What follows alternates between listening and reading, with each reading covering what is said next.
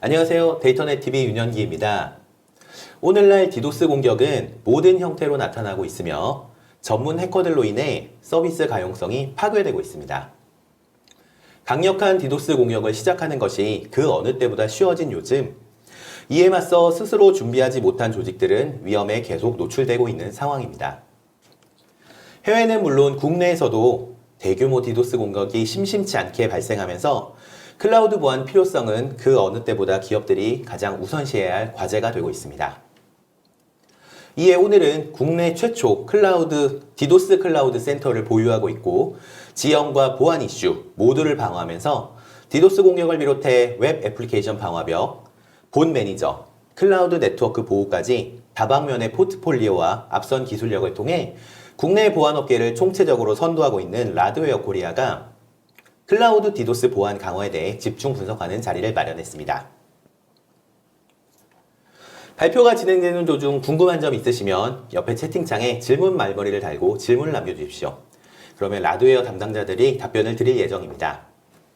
좋은 질문을 남겨주신 분들에게는 추첨을 통해 치킨 세트를 선물로 드리고 있고요. 설문조사에 응해주신 분들도 커피 기프티콘을 드리고 있으니 많은 참여 바랍니다. 네, 이제 본격적으로 웨비나를 시작하도록 하겠습니다. 디도스 그것이 알고 싶다. 클라우드 디도스 공격 사례와 최적의 방어 솔루션 집중 분석을 주제로 왜 최고의 투자가 라드웨어 클라우드 디도스인지 이유를 설명해 주시기 위해서 라드웨어 코리아 백승현 이사와 김태형 부장께서 나오셨습니다. 이사님 안녕하세요. 안녕하세요. 네, 안녕하십니까. 예, 최근 이제 디도스 이야기가 많이 나오고 있습니다. 이제 관련해서 혹시 눈여겨봐야 하는 보안 관련 경향들이 좀 어떤 것들인지 궁금한데요. 혹시 이사님 먼저 설명 좀 부탁드릴 수 있을까요? 네, 저희 라디오 일단 초대해 주셔서 감사의 말씀드리고요. 두 번째로는 너무 소개를 잘해 주셔서 제가 뭐 드릴 얘기가 있을까 싶기도 한데요. 우선은 클라우드 디도스 또는 뭐 디도스라고 하는 부분에서 예전부터 디도스 공격은 계속 있었고요. 지금도 이어져 오고 있습니다. 다만 저희가 눈여겨봐야 할 부분은 기존의 디도스들은 뭐 수 메가에서 많아야 뭐 기가 정도 이렇게 트루픈 양이 좀 적었었고요. 그리고 기본적으로 뭐 네트워크 베이스의 어떤 씬 또는 뭐 에크플로딩 뭐 이런 형태의 네트워크 기반의 공격들이 주종이었었습니다. 그런데 뭐 코로나 시기가 좀 아쉽기도 하지만 이런 코로나 시기로 접어들면서 인터넷 트래픽 사용량이 늘어지고 그리고 실제 대부분의 고객분들의 비즈니스들이 대부분 인터넷상에서 일어나고 있습니다. 그러다 보니까 이 랜섬 디도스 형태의 공격들이 조금 더 많아졌고요. 그리고 그런 공격 형태에서도 트래킹 양이 일단 훨씬 더 뭐 수기가, 수백 기가 형태로 늘어나게 됐습니다. 그리고 거기에 이제 공격 벡터들도 전형적으로 왔던 공격들에 플러스해서 SSL 형태의 공격도 많아졌고요. 그리고 버스트 형태의 공격들도 많아지면서 이 기업의 보안을 담당하신 분들의 입장에서 기존의 공격들이 약간 이벤트성이긴 했었습니다, 솔직히. 그래서 처음에 공격이 발생했을 때, 우리 네트워크를 어떻게 보안을 해야 될까? 또는 어떻게 해야 우리가 최적의 보안 솔루션으로 고객들한테 안전한 서비스를 제공해 드릴 수 있을까라고 했을 건데요. 이게 그때 잠깐 고민하시고 또 이벤트가 사라져 버리니까, 그 이후에는, 뭐 별일 없네. 하고 넘어가셨었죠. 근데 이제 클라우드 시대로 돌아와 버리면서는 애플리케이션들이 데이터 센터 안에도 있으시고 또 클라우드 쪽으로 넘어가시기도 하고 언제 어느 곳으로 지금 공격이 들어올지 모른다라는 그런 불안 심리들도 있고요. 그런 문제들을 일단 해결하기 위해서 저희 라디오에서 뭐 설명해 주신 것처럼 국내 최초로 로컬 스크림 센터를 구축하기도 했고 그걸 발판으로 해서 되게 유수의 기업들을 저희가 좀 레퍼런스로 가지고 있습니다.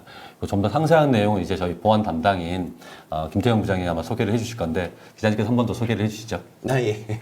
말씀 잘 들었습니다. 네, 고맙습니다. 예, 그럼 이번에는 이제 본격적으로 이제 요 솔루션에 대해서 소개, 그리고 이제 트렌드에 대한 소개를 우리 김태형 부장님께서 부탁드리겠습니다. 네. 그러면 최근 공격 사례부터 일단 간단하게 좀 보겠습니다. 첫 번째 공격 사례는 중국의 10억 명이 이용하고 있는 한국의 카카오톡과 같은 이제 위젯을 제공하며 아마 리그 오브 레전드라고 아마 많이 들어보셨을 게임인데 이 게임 배급사인 라이엇 게임즈의 최대 주주이고 그다음에 매출의 기준으로 봤을 때는 세계 1위의 게임사인 텐센트입니다. 2017년 텐센트에서 발생됐던 디도스 공격은 최근에 발생하는 이 디도스 공격 유형과는 조금 틀린데요.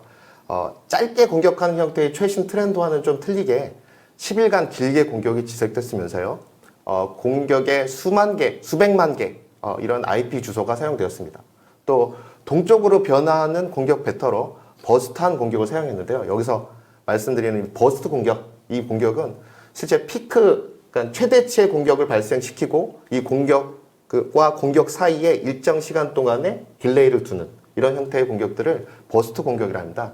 이런 공격 벡터로 다양하게 공격 벡터를 변화시키면서 버스트한 공격들을 사용하는 이런 형태였고요.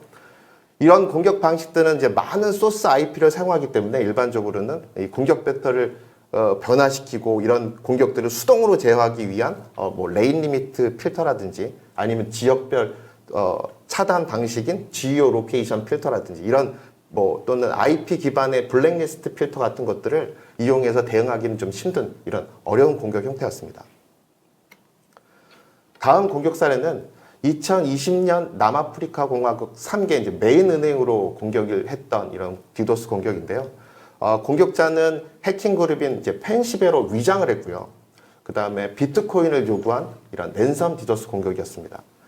최근에 이제 진행되고 있는 이런 글로벌 랜섬 디도스 같은 경우는 2020년 8월부터 시작을 했고요. 이게 전 세계적으로 이런 랜섬 디도스 공격들이 발생했었습니다.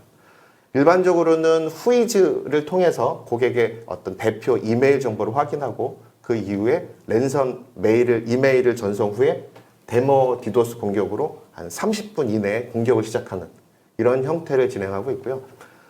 대부분 사용되는 공격들은 UDP를 이용한 이런 반사 증폭 공격. 일반적으로는 뭐 DNS, CLDAP 뭐 이런 형태의 반사 증폭 공격들을 이용했습니다. 아마 세 번째 공격 사례는 모르시는 분들도 계시긴 하겠지만 클라우드 형태의 퍼블릭 클라우드 서비스라고 있는 애저로 공격을 했던 이런 디도스 공격입니다. 아마 대규모 디도스 공격으로는 가장 최근에 발생했던 공격이라고 볼 수 있는데요. 2021년 8월 유럽 고객인 애저의 유럽 고객 대상으로 이런 대형 형태의 공격을 발생했는데요. 최대 공격량이 2.4테라 bps, 뭐 어마어마한 공격량입니다. 역대 두 번째 대규모 공격이었고요. 그리고 약 10분간 공격을 했는데 이 10분간 공격에서 한 3번의 버스트한 형태의 공격 형태들을 발생했고 이때 사용했던 소스 IP가 한 7만여 개. 굉장히 많은 소스 IP들을 사용해서 공격을 했었습니다. 아쉽게 이런 자세한 공격 유형들은 이 애저에서 발표를 하지 않고 단지 그냥 UDP를 이용한 반사 증폭 공격이었다라는 발표만 있었다고 합니다. 다음 네 번째는 국내에 대한 이제 공격 사례로 제가 말씀을 드리려고 하는데요. 이 국내 최대 게임사 중에 하나로 5월에 발생했던 공격입니다. 게임사 공격 사례로 보면 뭐 대부분 10분 이내에 짧은 공격을 한다고 말씀드렸죠. 이 게임사는 이런 짧은 시간 동안에 2번의 버스트 공격을 발생을 했고요. 공격 벡터 역시 UDP를 이용한 반사 증폭 공격 형태였습니다. 과거의 공격을 이제 긴 시간 유지하는 것에 비해서는 이런 트렌드에 맞게 짧은 공격들을 유지했고 버스트한 형태의 공격으로 최대 한 300기가 정도, 320기가의 최대 공격량을 보고 있고요. 그리고 이 고객사는 4월부터 이제 최근까지 한 5차례 이상, 그러니까 계속적으로 공격하는 이런 형태의 대용량 디도스 공격을 지속적으로 받고 있습니다. 다음은 국내 금융사인데요. 이제 국내 금융사는 지금 보여드리는 금융사의 이 레퍼런스는 공격 사례는 그러니까 저희가 말씀드리려고 하는 4개의 금융사 중에 한 군데를 말씀을 드리는 거고요. 2020년 8월에 발생했던, 그러니까 8월이면 아마 10월에 했던 공격이고요. 추석 연휴 때 발생했던 이런 공격입니다. 최대 공격량은 46기가 정도의 UDP 반사 증폭 공격이었고요. 이때 사용했던 공격 유형은 뭐 DNS, NTP, 멤캐시드, 애플 암스 같은 이런 반사 증폭 공격이었습니다. UDP 반사 증폭 공격의 경우에는 증폭률에 따라서 그 어플리케이션을 선택하는 경우가 많습니다. 보시는 것과 같이 DNS, NTP, SSDP나 CL다, 멤캐스트 같은 이런 증폭률이 높은 공격 유형을 많이 사용하게 되는데요. 이번 공격도 국내 금융사를 대상으로 2021년 최근 2월까지 수차례 발생을 했고요. 규모도 이런 40기가, 조금 전에 했던 40기가와 좀 더 규모가 큰 한 80기가 정도의 이런 규모로 공격을 하고, 시간은 1시간 또는 3시간 정확하게 맞춘 듯이 이런 1시간, 3시간 공격을 유지하는 패턴을 보이고 있습니다. 이런 패턴을 볼 때 일반적으로는 이런 부스터나 또 스트레서와 같은 이런 디도스 대행 그 서비스를 통해서 공격을 일괄적으로 진행하지 않나라고 추측되기도 합니다. 예, 부장님. 그 설명해 주신 것처럼 어떻게 이제 해외는 물론 국내 여러 기업들도 이렇게 디도스 공격으로 인해서 많이 어려움을 겪고 있는 걸로 보이는데요. 그 말씀해 주신 공격 사례들로 인해서 실제로 기업들이 좀 어떤 피해를 입었나, 그것도 혹시 좀 설명을 부탁드릴 수 있을까요? 네. 제가 지금까지 소개시켜드렸던 이제 국내 사례의 경우에는 라디오웨어 클라우드 디도스 서비스를 사용하고 있는 이런 고객이기 때문에 아무런 피해를 받고 있지 않았습니다. 단지 그렇지 못한 국내 금융사나 또는 이커머스 기업 같은 경우는 이 정상 서비스를 하지 못하거나 또 서비스 지연들이 발생되는 부분들이 대부분이었다고 보시면 되겠습니다. 다음은 이제 2021년 최근 이제 2분기 공격 동향에 대해서 간단하게 말씀을 드릴 건데요. 2021년 2분기 최신 디도스 동향에 대해서 한번 보시면 라디오웨어 이 내용은 일단 라디오웨어 ERP 팀에 의해서 분기별 발행되는 디도스 공격 리포트를 참조해서 말씀드리겠습니다. 2분기 공격 차단량은 같은 기간 대비 한 40% 정도가 증가했고요. 그다음에 공격 규모도 저희 전기 1분기보다 10% 이상 증가했습니다. 어플리케이션 공격량은 70%가 HTTP 대상으로 공격이 있었고요. 그다음에 HTTPS까지 또 합한다면 90% 이상이 이런 HTTP나 HTTPS를 향하는 공격이었다고 보시면 되겠습니다. 이거는 아무래도 90% 이상의 공격이 웹을 타겟으로 해서 공격을 하고 있다는 이런 얘기일 것입니다. 다음은 상위 공격 벡터인데요. 86%가 UDP 플래그먼트였다. 그리고 우측 그래프를 보시면 알겠지만 다 90% 합쳐서 보시면 90% 이상이 UDP를 이용한 반사 증폭 공격으로 발생되는 형태의 공격 유형 벡터라고 보시면 되겠습니다. 그만큼 UDP 형태의 반사 증폭 공격이 그만큼 많다라고 보시면 되고요. 상위 공격 프로토콜로도 역시 UDP를 사용하는 게 97% 이상을 차지하고 있습니다. 계속 말씀을 드리지만 UDP 프로토콜 자체를 이용한 반사 증폭 공격들이 많이 발생되고 있다는 얘기고요.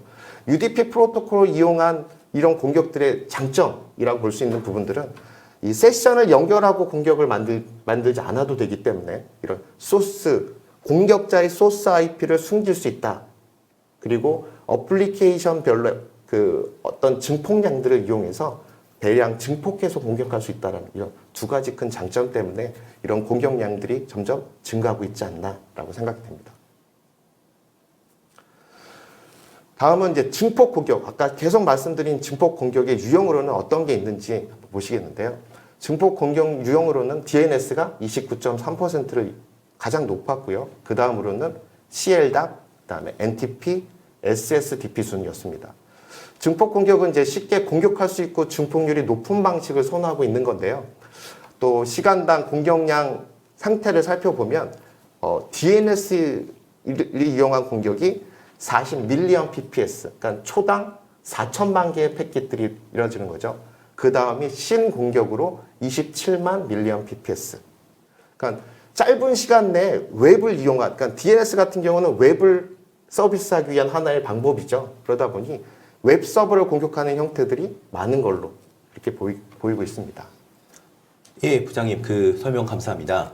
그 말씀 들어보니까 이제 2021년 2분기 공격 동향에 대해서 이렇게 좀 설명을 해주셨는데 왜 최근 이렇게 디도스 공격들이 증가하고 있다고 혹시 보시는지요? 네. 가장 큰 이유는 아무래도 이 디도스 공격이라고 하는 부분들이 산업화되고 그리고 또 서비스화되고 있습니다. 특별하게 이제 공격에 대한 지식이 없다 하더라도 아까 잠깐 말씀드렸지만 부스터라 또는 스트레서라고 하는 형태의 사이트들이 있는데요. 이 사이트들은 일반적으로는 스트레스 트래픽들을 발생시켜준다라는 명목하에 디도스 공격을 대행해주는 이런 사이트들이라고 볼 수 있습니다. 이런 그 사이트들을 이용해서 쉽게 공격을 하게 되고요. 또 클라우드 디도스 애저 서비스 형태, 그러니까 말 그대로 디도스 공격을 클라우드 형태의 서비스로 제공하는 이런 형태까지도 지금 제공되고 있습니다. 그렇기 때문에 쉽게 공격들이 증가하고 양 자체도 점점 많아지는 형태가 되겠습니다. 그리고 이런 내용들은 이제 실제 공격 사례를 살펴봐도 알 수 있는데요. 일반 디도스 공격들이 일정하게 뭐 1시간 또는 3시간 이렇게 공격하기 쉽지 않죠. 근데 일반적으로 이제 서비스하는 형태로 시간대별로 돈을 차징하기 때문에 이런 공격들 또는 일반적으로 저희 지금 금융사로 공격이 들어오는 부분들 보면 40기가나 뭐 80기가 사이에 있는 공격들이 똑같은 형태로 4개의 회사에 똑같이 발생했다. 뭔가 이상하죠. 이런 것들은 서비스화된 형태의 이 부스터라든지 이런 공격 대행 업체로 인해서 공격을 하는 이런 형태로 이런 내용들을 짐작할 수가 있습니다. 아, 네. 그렇다면 이제 그 디도스 공격들이 이제 점점 이제 기존과 많이 달라지고 있다. 이제 서비스형도 나타나고 할 정도로 요런 전반적인 변화 추세에 대해서 좀 설명 부탁드릴 수 있을까요? 아, 네. 그러면 이제 최근 디도스 공격에 대해서 좀 분석을 해봤습니다. 일단 뭐 5가지 정도의 특징들을 보이고 있는데요. 그러면 이제 최근 디도스 공격은 어떻게 달라지고 있는지 이 부분에 대해서 말씀을 좀 드리겠습니다. 최근 디도스 공격에 보이는 특징은요, 뭐 카펫 버밍이라고 하는 형태, 아마 카펫 버밍은 잠깐 뒤에 이제 말씀을 좀 드리겠습니다. 그리고 애플리케이션을 이용한 반사증폭 공격이 증가하고 있고요. 또 이런 공격들이 장시간 유지되기보다는 짧은 시간 내에 버스트하게, 아까 잠깐 말씀드린 맥스로 공격을 치고 그리고 짧은 시간 동안 휴식을 갖고 그 다음에 다시 또 맥스, 이런 형태의 버스트한 공격을 하되 이 버스트하게 공격할 때마다 이 공격 벡터를 계속 바꾸는 겁니다. 이 공격 특징들을 이런 형태들을 보여주고 있고요. 또 보안에 이제 관심이 많아지시는데 이럴수록 암호화 통신이 많아지고 있습니다. 이런 그 암호화 통신이 많아짐에 따라서 공격 역시도 암호화된 공격들이 증가하고 있습니다. 또 다수의 공격들은 뭐 미라의 본넷이라든지 변종인 사토리 본넷 같은 이런 그 본넷으로 IoT 기기, 뭐 예를 들면 뭐 카메라라든지 뭐 저희가 흔히 보이는 뭐 공유기라든지 이런 형태의 IoT 기기들을 감염시켜서 이 디도스 공격에 사용하기도 합니다. 그러면 좀 자세하게 몇 가지 부분들을 좀 보겠습니다.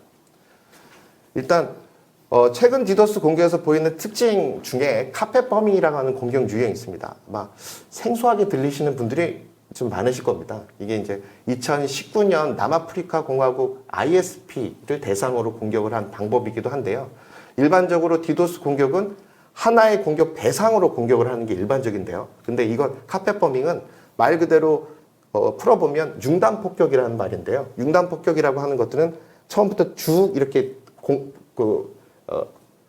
폭탄으로 융단을 폭격하듯이 그러니까 쭉 공격을 하는 형태잖아요. 그러다 보니 공격 대상이 하나의 대상이 아니라 전체 네트워크라든지 최소한의 하나의 그 클래스 뭐 24 클래스나 아니면 이런 서브넷 단위의 그 전체 네트워크를 공격으로 하는 방식이라고 보시면 될 것 같습니다.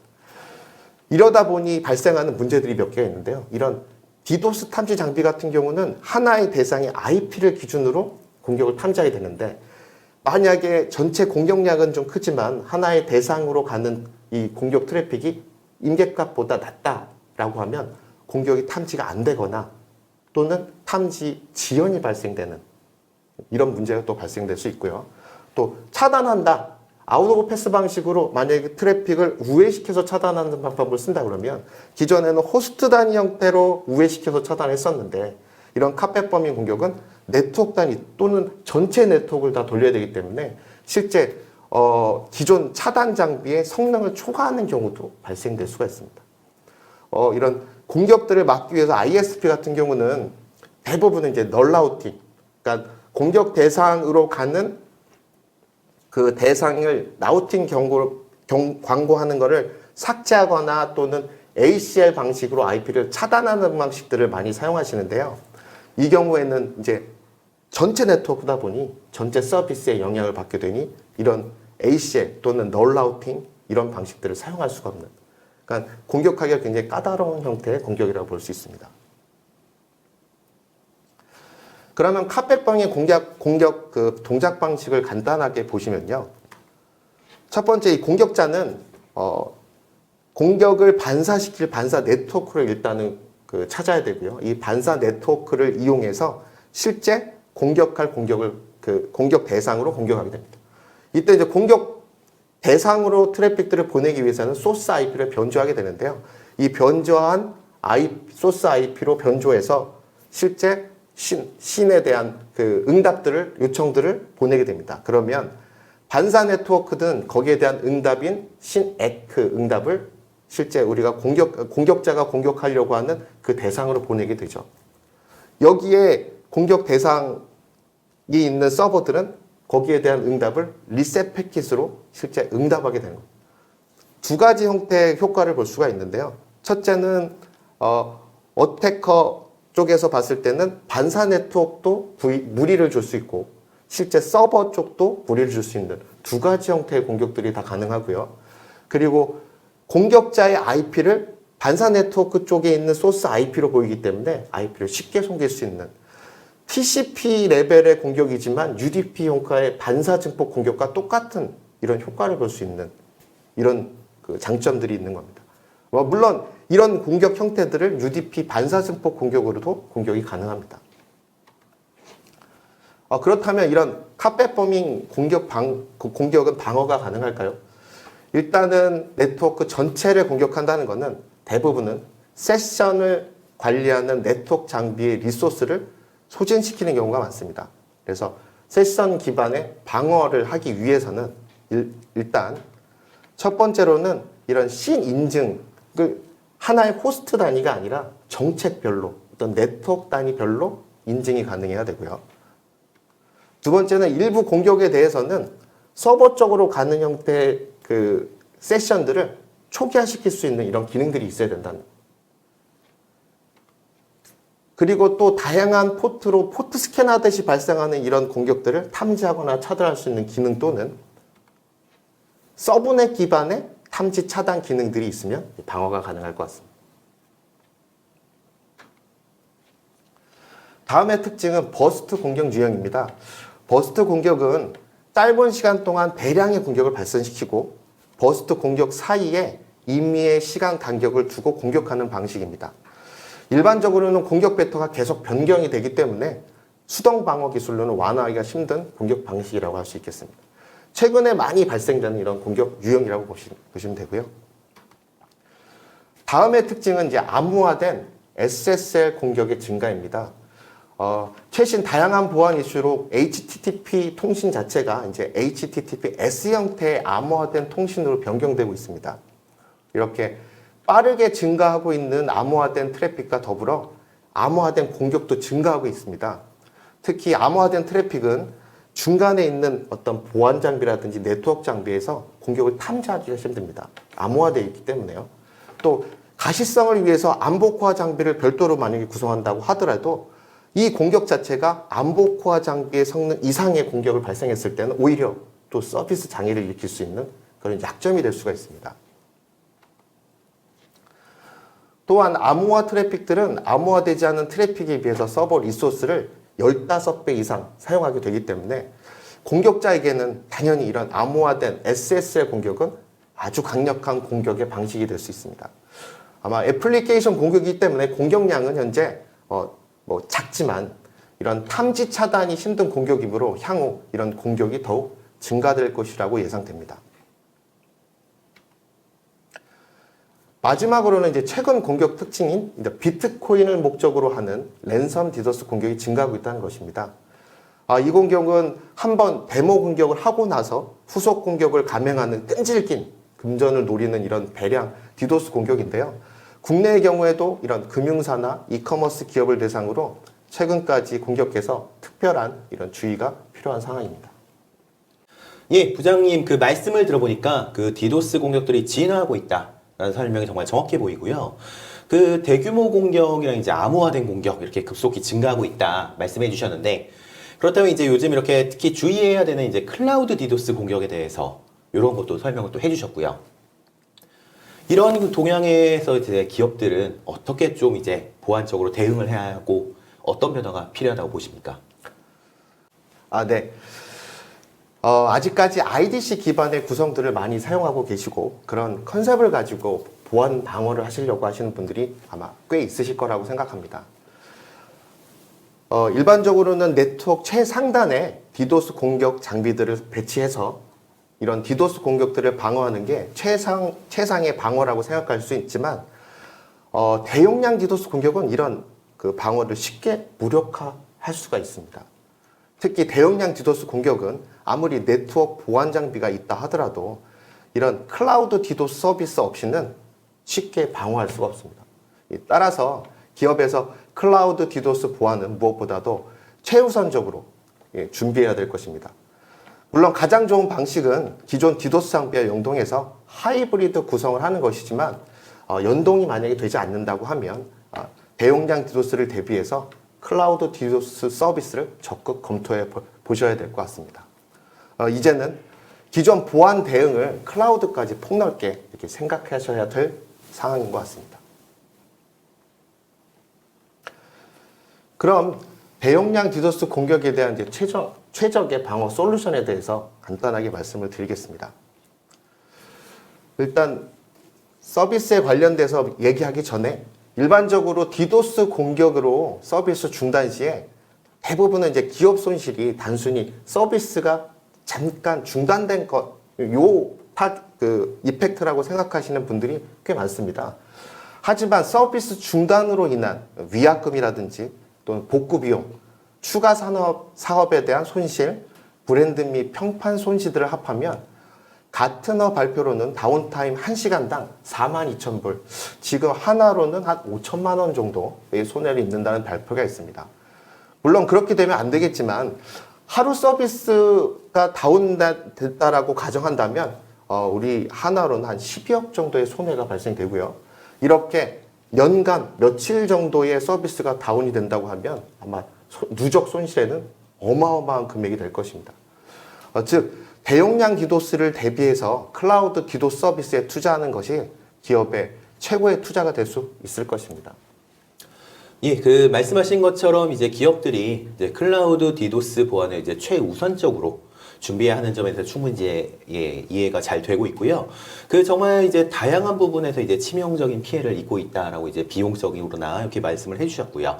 그 클라우드 디도스 보안이 이처럼 이렇게 필수가 되고 있는 그 만큼 이제 기업들에서 이제 클라우드 디도스 보안 서비스를 검토할 때 고려할 점이 상당히 많이 있을 것으로 보입니다. 그 중에서 좀 우선적으로 이런 것을 고려해야 된다. 이런 거 있으면 혹시 좀 소개 좀 부탁드릴 수 있을까요? 네.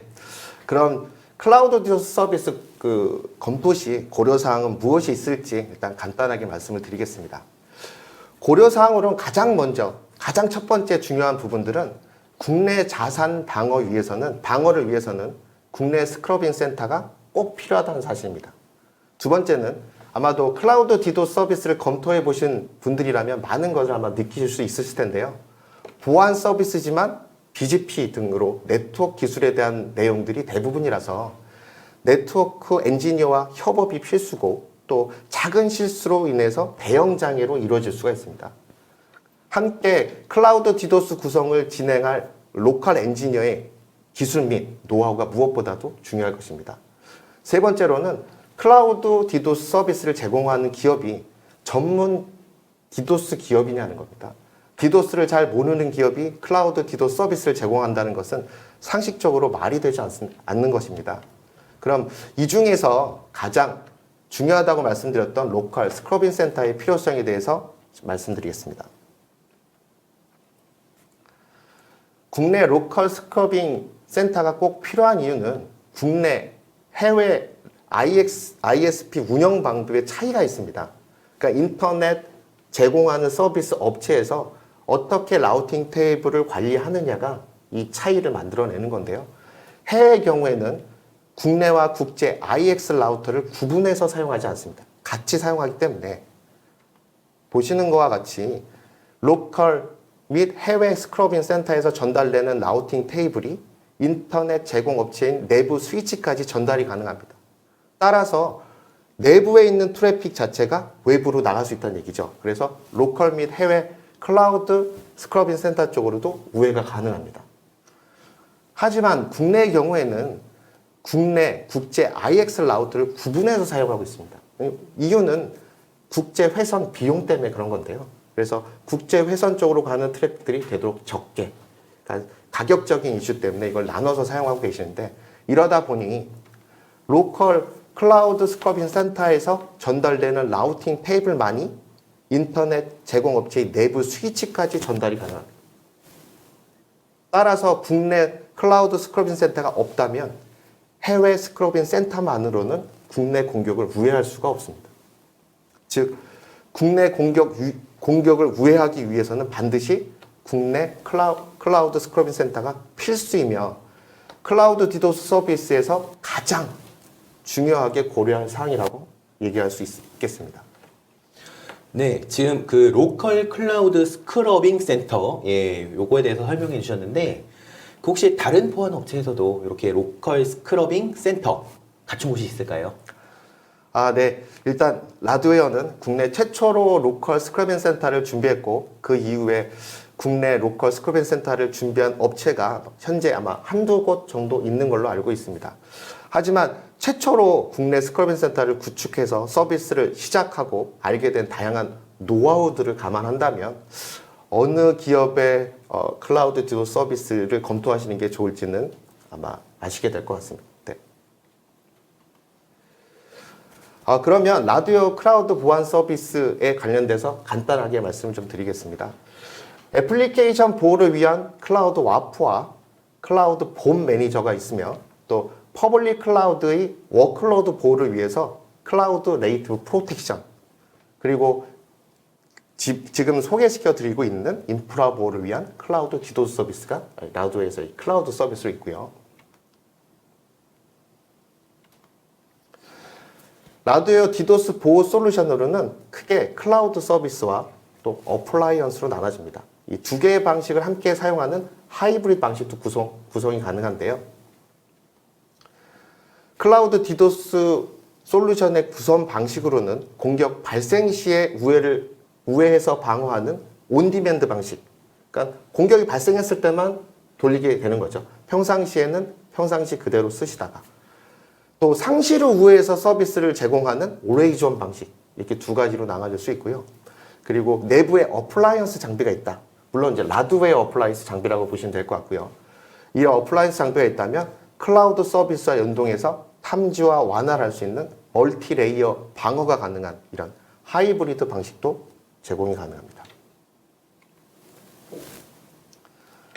라드웨어 클라우드 디도스 센터는 국내 최초로 디도스 스크러빙 센터를 설치 운영하였으면서요. 전 세계 14개 클라우드 스크러빙 센터를 운영하며 최대 방어 용량이 8테라bps 이상의 글로벌 방어 성능을 제공합니다. 아시아팝은 이제 한국을 포함해서 5곳에 있고요. 유럽 및 아프리카 5곳, 그다음에 북미가 3곳, 남미 1곳 이렇게 운영을 하고 있습니다.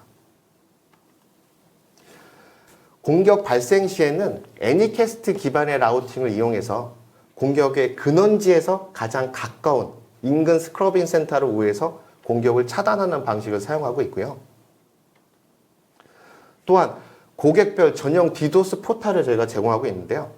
실시간 모니터링 및 가시성을 제공하고 있습니다. 또 공격이 발생되면 직접 고객이 클릭 몇 번으로 쉽게 이런 공격들을 수동으로 우회가 할 수 있는 이런 아주 간편하게 사용할 수 있는 전용 포탈을 제공하는 장점이 있습니다.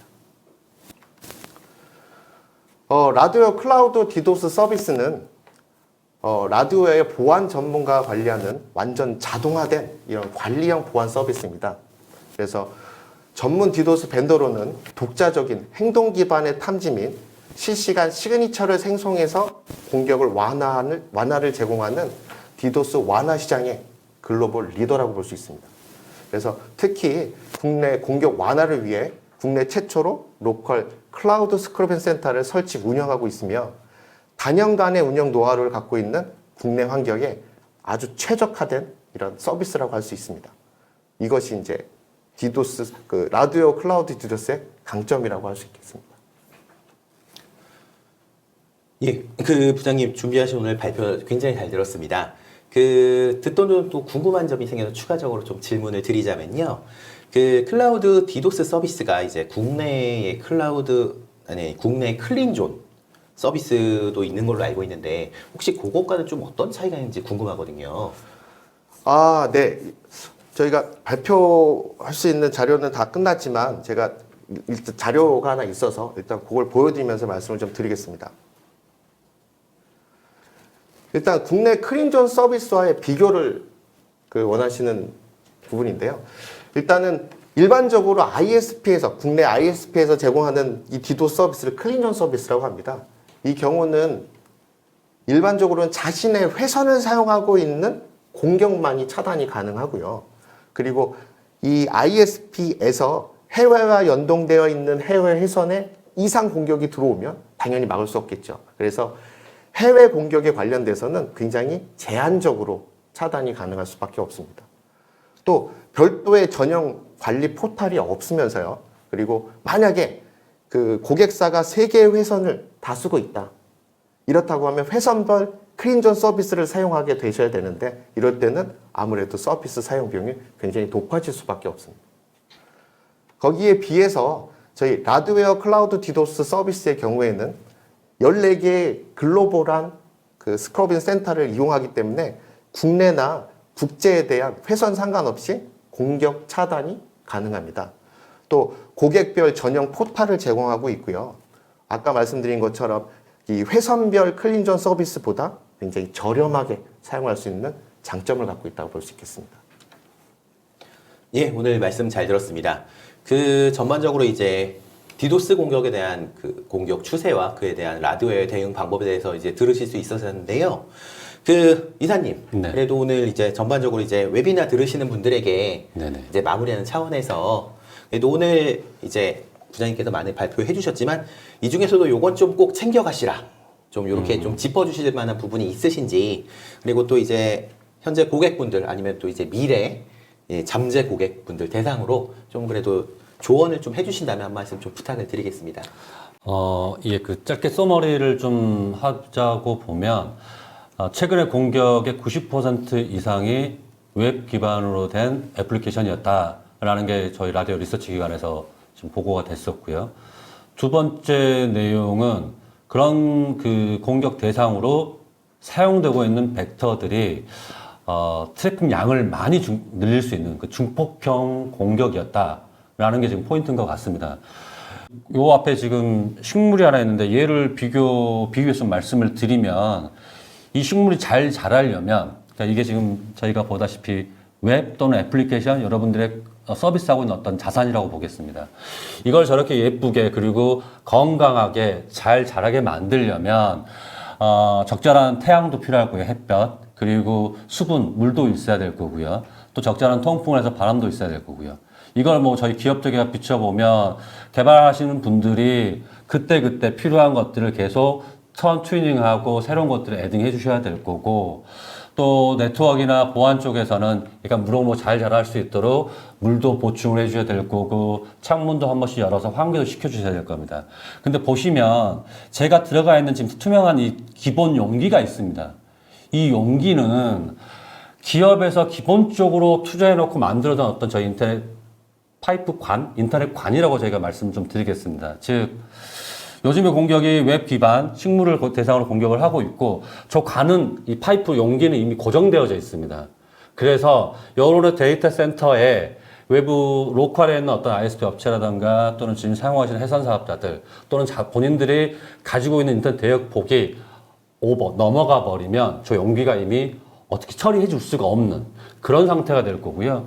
그게 식물을 다시 비교해 보면 뿌리가 썩어 들어갈 수밖에 없을 겁니다. 이걸 해결할 수 있는 방법은 저희 용기를 더 키워주는 방법밖에 없고요. 이걸 저희 네트워크 쪽으로 지금 넘어와서 생각해 보면 일반적으로는 데이터 센터 안에 어떤 인터넷 회선이라든가 이 부분을 쉽게 마이그레이션 하거나 확장하는 게 어렵죠. 현실적으로. 그걸 해결해 줄 수 있는 게 클라우드라는 겁니다. 저희 라디오 클라우드를 쓰시게 되면 가지고 계신 저 용기 안에서 용기를 넘어서게 됐을 때 그 트래픽들을 보다 편하고 안전하게 처리해서 이 식물을 계속적으로 무럭무럭 키워갈 수 있도록 여러분들의 애플리케이션을 저희가 그렇게 해드릴 수 있지 않나라고 좀 생각을 해봤습니다. 예. 그 앞에 있는 화분의 비유를 해주셔서 보니까 어떻게 잠깐 보면 생각이 들었습니다. 예. 뭐 오히려 이해가 쏙쏙 이렇게 잘 키우려면 그런 것들이 필요하다. 네네. 예, 설명해 주셔서 감사드리고요. 네, 오늘 두 분 말씀 잘 들었습니다. 이상으로 이제 디도스 그것이 알고 싶다. 클라우드 디도스 공격 사례와 최적의 방어 솔루션 집중 분석을 주제로 라디오웨어 코리아가 진행한 오늘 웨비나를 모두 마치도록 하겠습니다. 아직 설문조사에 응하해 주시 못하신 분들 이제 웨비나 끝난 이후에도 일정 시간 가능하니까 설문조사 참여하시고 커피 기프티콘도 받아가시고요. 아직 질문에 답변 못 받으신 분들 있으시죠? 발표자에게 질문하기 이용해 주시면 라디오 담당자분들이 서면으로 답변 가능합니다. 예, 날씨가 많이 쌀쌀해졌습니다. 건강 관리에 늘 유의하시길 바라겠고요. 데이터넷 TV는 다음에도 좋은 주제로 다시 찾아뵙도록 하겠습니다. 감사합니다. 수고하셨습니다. 네, 고맙습니다. 수고하셨습니다.